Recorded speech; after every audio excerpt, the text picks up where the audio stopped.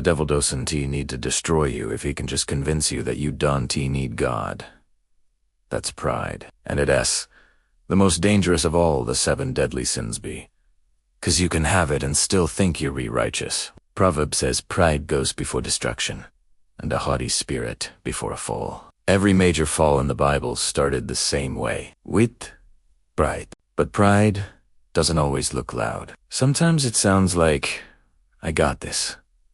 Or, I don't need help. Or even, I don't need to pray today. Pride hardens hearts. It blocks repentance, and it quietly pushes God out of the picture until everything collapses. But the Bible also says God gives grace to the humble. Humility is what invites God's power into your life. Pride is what pushes it away.